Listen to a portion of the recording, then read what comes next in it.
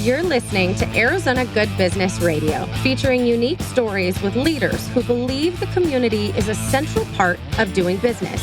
Join us on the journeys of entrepreneurs, local businesses, and champions of Arizona who believe working together, we can build stronger communities.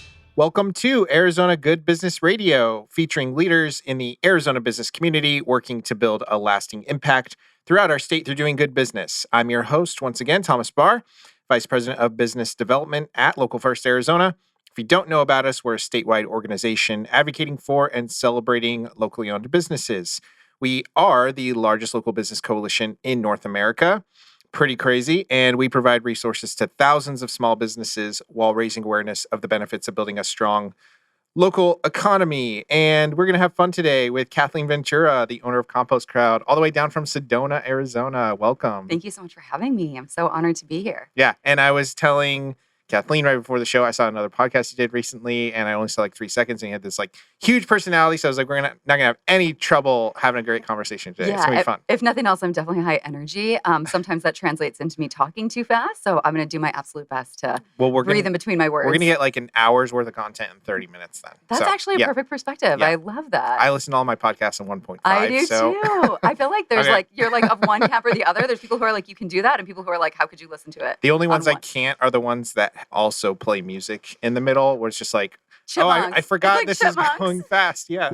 Anyway, lots to talk about. First, you're from Columbus, Ohio. I'm not from Columbus, Ohio. You're not. But do you want to know the story about the Let's hear it. The touch point? Yeah. Okay. So I'm from the Chicago area. Okay. And my best friend growing up in Chicago got her master's from the University of Chicago. She was living with a bunch of roommates, whatever, and they were composting in their backyard. And then she took her first professional job in Columbus, Ohio, and was trying to figure out where can I compost. She was trying to get her coworkers who had chickens to take her food scraps and whatnot. And I went to visit her, and she said, "You're never going to believe it. I found this company where they'll come to the house and they will pick up my food scraps collection. I can pick if they come every week or every other week." And she was just a 20-something single person living by herself. So this was a perfect solution.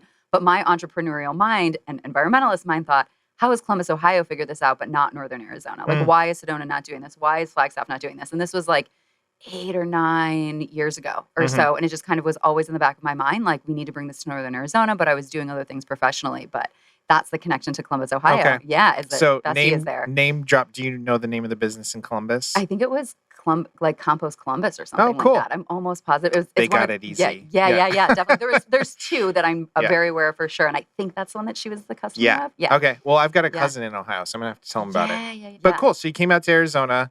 Did you land in Sedona first? Yeah, so we were in Sedona at that point. And so we've been in Sedona for 11 years. Okay. And we had traveled the world internationally, and I had wanted to start a different business. And it made sense to be to me, like American time zones and things like that. And so we landed in Sedona. We weren't sure. It was like a 6-month lease that we signed, and that was 11 years ago. Yeah. Right on. Yeah. Well, you came in right in time, right? Yeah. Yeah. Don't know if you'll be able to do that today, but no. Crazy. Yeah, but different. Awesome. So glad to have you in Arizona, and such a cool concept. And I don't know if you partner with our city at all. Yeah, we know I'm sure you We do. don't partner with them, but we love them. I mean, you have your regions, right? Yes. So I've been composting through them we're on 10 years now. Oh my God. I want to clap, but I know that's like not what sound wants me to do. Well, when JD got started, he was him out at farmers markets, like talking. I'm sure you had to do It's what I'm still doing. Yeah, absolutely. It takes that groundwork, that word of mouth, and we saw him connect with him. He joined Local First. He does all the compost for our big events, but we got a bucket and weekly service, and it's awesome. And I can't even imagine doing, like, once you do it for like 2 months, you're like, you feel bad when you're somewhere else and you're like, I've got to throw away this piece of bread. Like, you are like our exact customer. Like, usually customers will walk up to my booth, I think at the farmer's market, and they'll like touch their chest, like touch their heart. And they're like, I just moved here from XYZ and I've been throwing all my food scraps in the trash and it hurts me. Yeah. It's like, once you do it, just like my friend, once you do it, you're kind of desperate to find, somewhere to put that stuff. Yes, and then I love that. when you realize all of the other things that you can compost, like paper towels, and then like the material that they make, like bamboo and stuff that you can use to eat. Yeah. Like throwing that stuff away is like, so it's hard sometimes, but we have a huge commitment to it at Local First. We do it even when we have like team retreats and everybody comes together and eats, like we compost.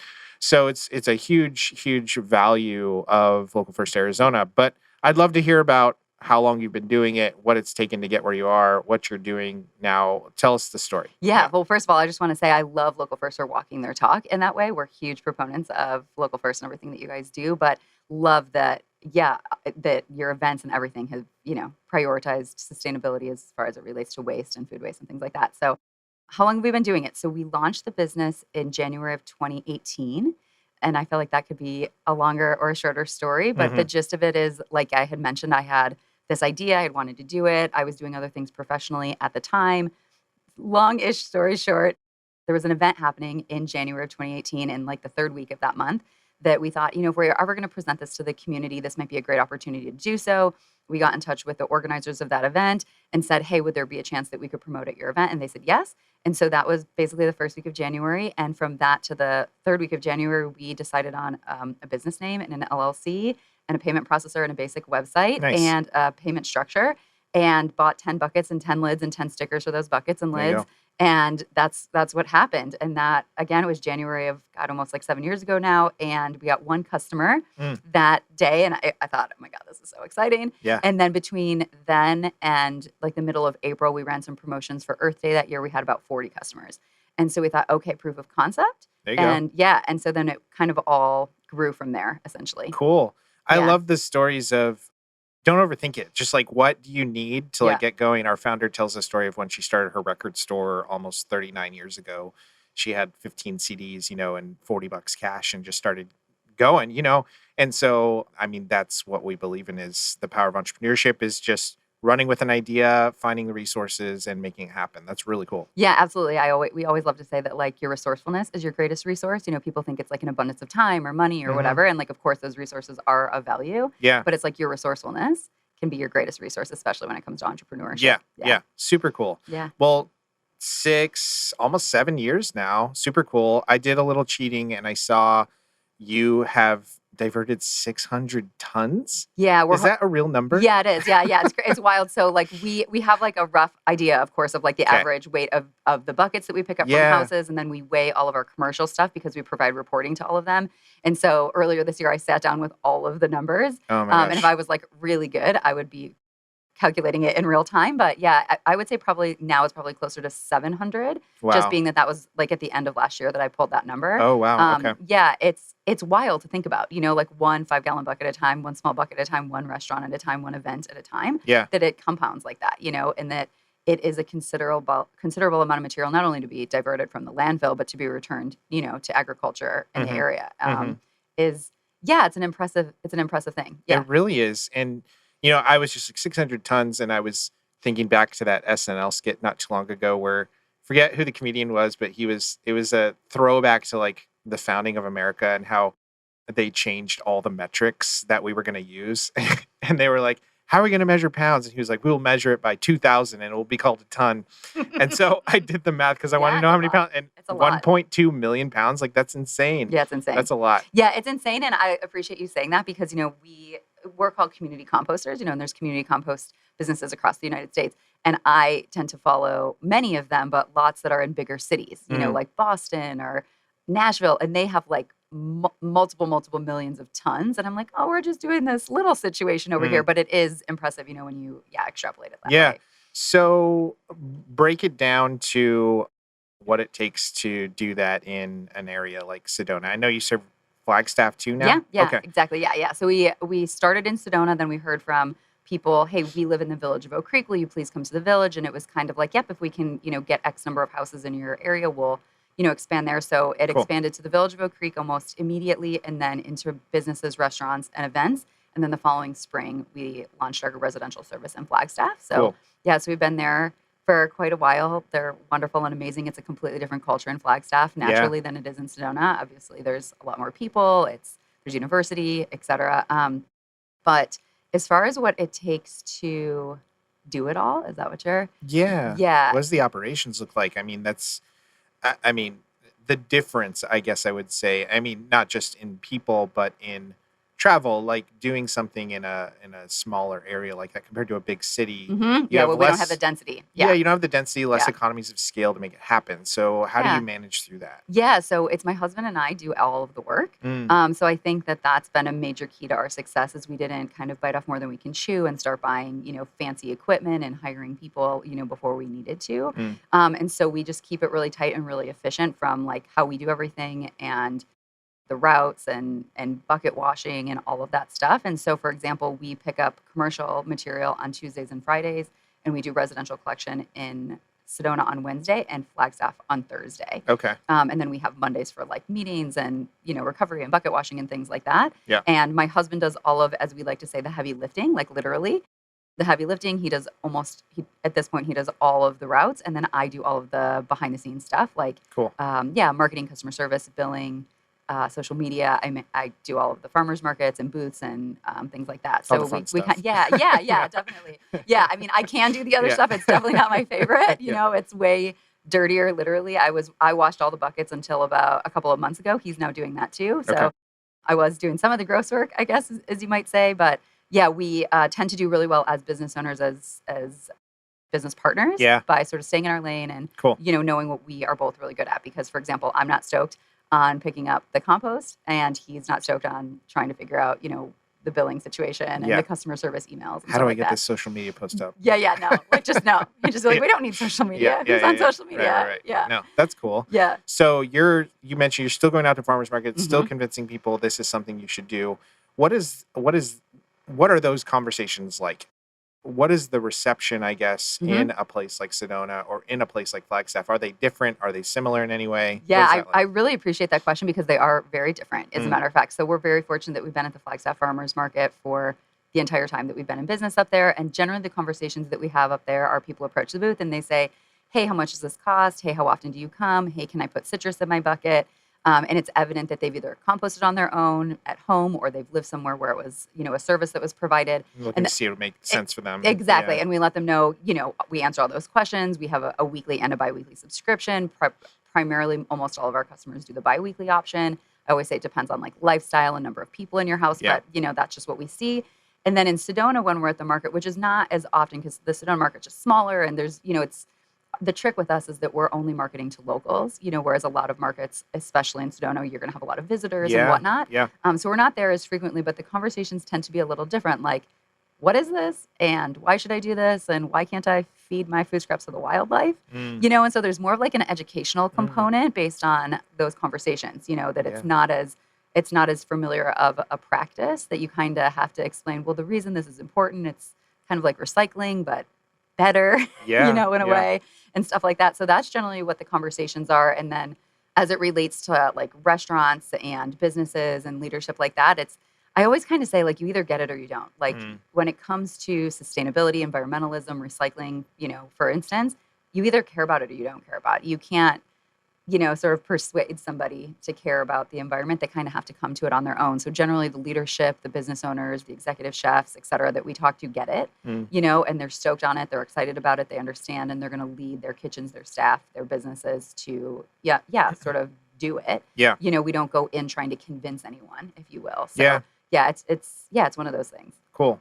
Well, that's great to see that there is the demand, there is the interest, both from residential and the commercial side. Mhm. How is that split for you in as far as business goes? Is it close to 50-50? Is it outweighed by one or the other? Yeah, it's super interesting because it's like Dory actually asked me that too on the interview that you were just referencing, and it's tough to say because like it's like, are we talking like financial split? Are we talking like bandwidth of our time and Yeah. resources and stuff Yeah. like that? Because for example, like there's a restaurant that we pick up 700 pounds twice a week. That's a couple thousand houses, worth Yeah. of material or whatever. So it just kind of depends on like the metric that you're using. Yeah. But yeah, we right now are really fortunate that we do spend most of Tuesday, most of Friday picking up commercial and then two separate days, doing residential. So you could in that way say that it's split, Sure. but it really is like a tricky Yeah. comparison, There's whether different you're like ways to talking look at about volume or time it takes or the financial revenue from that or whatever. But they're both really valuable components of what we do. The residential is major because it's extremely scalable, and the commercial is really good because we're capturing a lot more Got it. material. Yeah. Got it. Yeah. Cool. Yeah. Well, we're so excited to have you today and so excited that you're a part of Local First and everything that you're doing. And I think you're the first person to reach out and say, hey, can I be in your podcast? And to actually leave me a voicemail. Hey, So can I please come embarrassing. down and be on your podcast? No one's ever asked before. And I was just like, this is cool. Yeah. So I'm usually embarrassing. like, please come on, like Yeah, trying yeah, to yeah. find people. But Yeah. no, I was like stoked. I was like, this is so cool. Like, yeah, let's do it. So what makes you so like you are so excited about and passionate about what you're doing? Mhm. What's exciting to you about the future of the company and what you guys are doing? Yeah, that's a great question. So first of all, I'm sorry that I sent you such a No, ridiculous we're message. here. I was like, We're I here. don't know how this is going to go, but this is what I'm going to do. And Yeah. and I just, as I've said, like we love Local First. We've been part of Local First. I'm just such an advocate of small business and the importance of keeping our dollars on the local economy, even before becoming a local small business owner. So I just like love you guys. We've done work, like I said, with the Green Business Boot Camp up in the Verde Valley for Yeah. a couple of years and stuff. And so, yeah, that's why I was like, how did I not know that Local First had a business podcast? This might be a really good fit. So Yeah. thank you for inviting us. We're very grateful. Well, it's so funny the though, opportunity. because the last 3 shows have been people that have driven here from out of town. We had someone Yes. from Tucson come up, and then we had Friends of the Verde River drive down from Cottonwood, and now you're here from Sedona. So this is truly a statewide podcast. Yeah, it's like we're setting a trend. Yeah. Definitely. So the question is, what am I excited about? So there's a couple of things that I'm excited about. One is that I have been wanting to personally be super excited about going into unit, like family unit buildings, and especially in Flagstaff, where there's a ton of leasing offices, property management companies, HOAs, just apartment complexes and townhome complexes and things like that. Yeah. And to explain to them, like, hey, like if you want to incentivize your residents, to do this, we can either, come up with a special rate, or you guys can supplement part of this, and we can, access the advantages of density. Yeah. And we're really excited to announce that we just established our first partnership Cool. with a company called Yugo. There's 2 different properties, and specifically we're working with Yugo Flagstaff Grove. And they have 800 residents, and they're very crunchy. They're very like engaged in the community. They're putting in community gardens. They always are having Cool. events and stuff like that. And they came to us and said, hey, we think this would be a phenomenal thing to, provide, an incentive for our residents to be doing this, and to explain the importance of not just recycling, but also composting your food waste and whatnot. For example, we're having a pumpkin drop. We always do an annual pumpkin drop with the city of Flagstaff and the city of Sedona separately. And I had mentioned it to them, and they were like, what if we had, like a drop-off option here, and then we could bring them all over there collectively. And so it's just sort of like a way to engage the community and bring more awareness of the importance of this. So I'm really excited for that component. And Cool. then we're also working with another company to bring composting into offices. I'm sure you guys can maybe even relate that, in an office setting, there's often going to be coffee grounds, maybe some banana peels, maybe some, I don't know, crust from bread, but not enough compost to be picked up weekly, for example.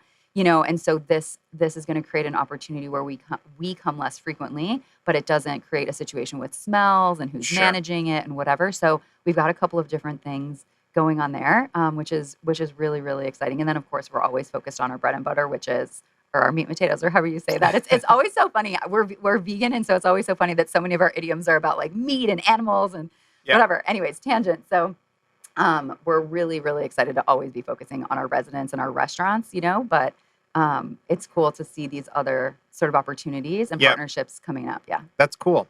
And you mentioned, I mean, it's still you and your husband doing it all. Are you looking at growth, expansion, regionally, or hiring staff? Like, what does that look like? Yes, yeah, definitely. So we've got our eye on Prescott Valley for 2025. There's an incredible program right now in Prescott, but there's nothing really happening in Prescott Valley. And that would definitely require us to be hiring somebody, because it's an hour and a half drive from where we live. Yeah. It doesn't make a whole lot of sense for us to be climbing a mountain there and back, in one day. That would of course include a new vehicle, et cetera. So definitely having to make considerations for that. And then definitely the hope is to grow, so that we're picking up at least 5 days a week, and that we can, either have a driver, have somebody else doing some of the bucket washing, for example, and things like that. So we definitely have our eye on that as I sort of root into the more behind the scenes type stuff, and step away from the day-to-day, giving Brock a little bit of help with the heavy lifting and the farm and things like that. And then also being able to expand our territory, is definitely stuff that we've got on the horizon that we're excited about. Love it. Yeah. Well, wanted to also mention that we noticed, and we've got this super cool, fun magazine here, Green Living. Shout out Dory. We love you. that you were recently recognized as Arizona's best eco-friendly service for your home, best Arizona company doing good for the planet, up to 200 employees. Actually, I mean, you could say up to 3 employees, Yes, right? up to 3. And Arizona's best eco-friendly small business by Green Living Magazine. That's so cool. Thank you. I bet that's super special It was for you. super Yeah. special. It was wild to even just see us nominated. Yeah. And then when they called to be like, hey, you guys want several of these, it was wild. And at first I thought, okay, maybe it's because our friends and family were voting or something. And then my husband said, no, Kathleen, our customers have been voting for us. And I said, cool. I said, how would you know that? And he said, because they come out of their houses and tell me we've been voting for you. And that just kind of took it up, not only is it an Arizona-wide recognition. Yeah. It's one thing I feel like, not that it's any smaller or any less important, but to win at a super local level or something like that.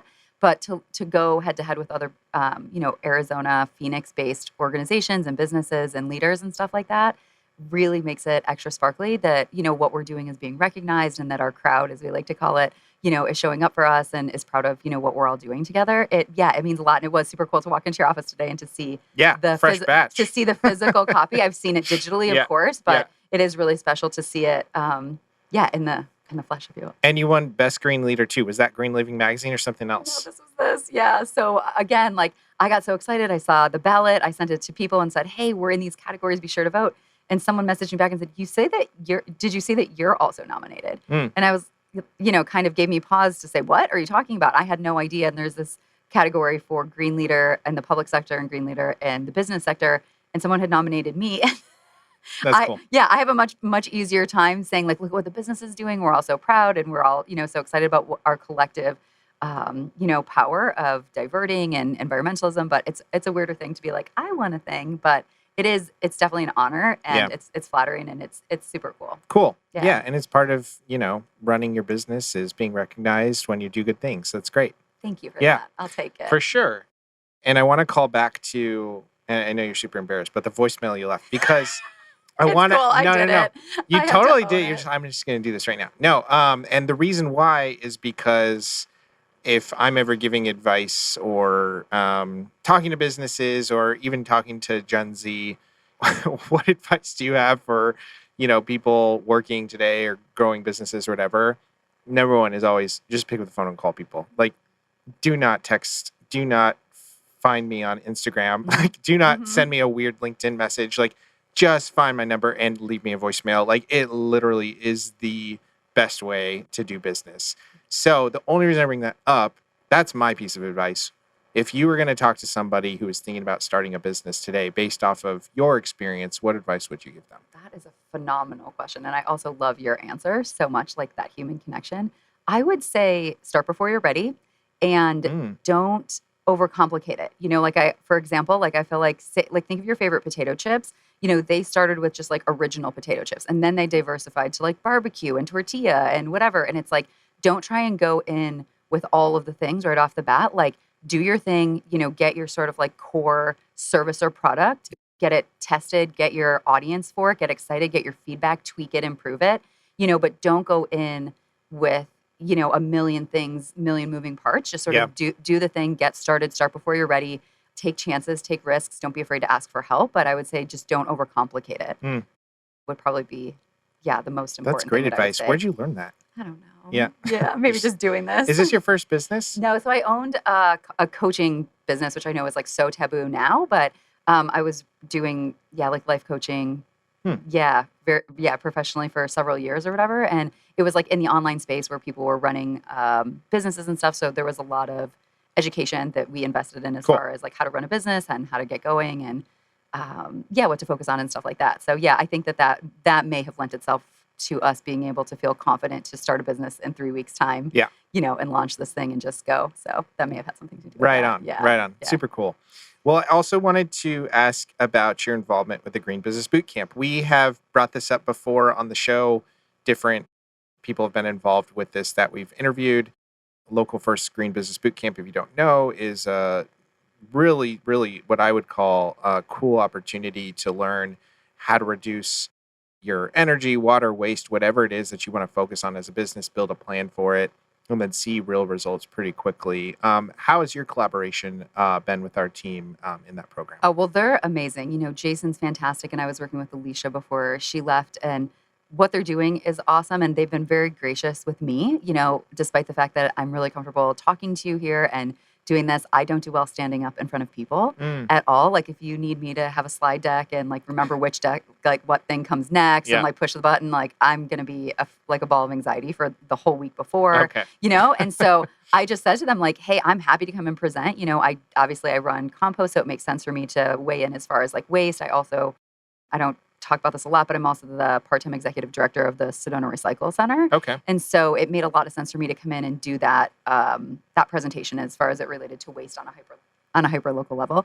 And they were really cool with letting me just sit and do a roundtable. Cool. And we created more conversations. I brought in case studies based on, like, who I knew was going to be in the room, Mm, so that it would be really relevant content versus just very generic content. And it's been really cool. It's been cool to see which businesses show up to those tables, as far as, like, in the Verde Valley, which businesses are prioritizing sending their staff or even themselves as the business leaders showing up. And yeah. yeah, we've had some really good conversations about waste as it relates to recycling and composting and things like that. Awesome. Yeah. Love that. Yeah. Love that.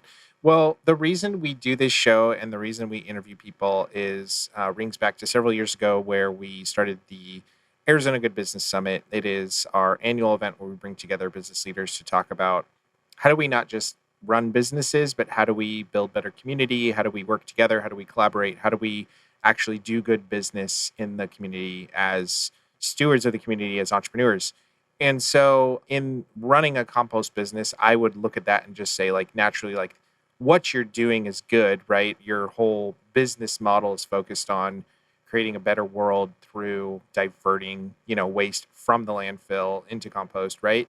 But is there anything else that you put into practice as a business owner that you would think falls in that realm as well? Yeah, I love it. And I love in your opening of the podcast is that you guys talk about community, how important that is. So I feel like I'm kind of going a little wild with it right now. But when we named the business Compost Crowd, I didn't want it to be like Brock's Compost or Kathleen's Compost, like, or whatever. Sure. I wanted it to talk about a collective, and that's where we came up with crowd, like, be part of the crowd, be part of the compost crowd. I wanted it to really emphasize, like, this is all of us doing this together, that you're part of, something bigger, in participating in this. And so that was always sort of a focus from the beginning. And things that we do and that we're doing right now as far as it relates to community and driving community is, for example, like, we're doing the pumpkin drop off that we do every year with the two different cities or the two different municipalities. And the reason we do that is because they estimate that about 1.4 billion pounds of pumpkin end up in the landfill following Halloween in the Mm, United States every year. really? Yeah. And so it's like an educational component, like, hey, you don't want your Christmas trees going to the landfill. You also don't want your pumpkins, going to the landfill. And then we also just partnered with the city of Flagstaff to do a watershed cleanup. And we invited, of course, all of our crowd members. And what was really, really cool is that when we did that in September, there were two other organizations that were also there. And they just reached out and said, hey, we're going to together just, like, organize a watershed cleanup, just us and this other organization. Do you guys want to do it? And so together we're doing that. And so there's a lot of different things like that. I also am really looking forward to doing, like, a food drive for a local food bank with our crowd. So, for example, saying, hey guys, we're going to do a food drive. If you could put non-perishables on top of your bucket, Cool. we're going to grab them. We're going to make this collective donation. And then the other thing that I'm stoked about doing is that we have a rescue cat and dog. So it's very close to our heart, the local shelters and things. And one of our favorite shelters in Northern Arizona just posted and saying, hey, a lot of the reason that animals end up in shelters is because their guardians can't afford to buy food and things like that for them. And so every third Saturday of the month, we have a food drive and people line up early, and I thought, what a cool thing if we could get the collective power of the crowd to donate dog food, cat food, et cetera, and to make a large donation, on behalf of that. And so I think there's a lot of different things as it relates to both the environment and just community in general. It can just be a really powerful thing to see the collective power of everybody doing a little or even doing a lot, of course. So yeah, and then we're always at the farmers market. We just had a table at the art walk downtown. And yeah, there's a lot of different community things that we're definitely trying to do to engage people, to bring education and awareness to composting and environmental responsibility. And yeah, and again, like, as it relates to, working with the apartment complexes and the HOAs and the property management company, that's also, like, a driver of community and shared value participation, I guess. Love it. Yeah. Love it. Yeah. Loved everything about it. It's Yeah. awesome. Well, Thanks. we're super thrilled to have you part of Local First and doing everything you're doing. If you're in Flagstaff or Sedona, where can people find you? So the best place to find us is online at compostcrowd.com/sign up. Cool. And if you're in Flagstaff, basically May through October, I'm at the farmers market pretty much every Sunday. Okay. So it's almost over. I don't know when this is airing, but we're almost done for this season, which will be nice to have our weekends back in a way, but Yeah. also a bummer because we love being in the community. But yeah, compostcrowd.com/sign up if you're a resident, and then just our website in general if you're a business owner or a municipality or an HOA or something like that. Right Yeah, on. it's the best place Right to on. find us. Kathleen, thanks for being here. Thank you so Thanks much for making having the trek me. down. Can't wait to check you out. We hope everybody listening today was inspired by a leader working to leave a legacy in Arizona through doing good business. And we'd like to thank our sponsor, Phoenix Business Radio, as always, for hosting us and all of our legacy partners at Local First Arizona. This is Thomas Barr reminding you that if we want to build a better Arizona, we need to connect deeply with the local businesses that make us proud to call this place home. Thank you for listening to Arizona Good Business Radio with Local First Arizona, where entrepreneurs and local businesses come together to build stronger communities. We hope your business is inspired to take part in building a better Arizona.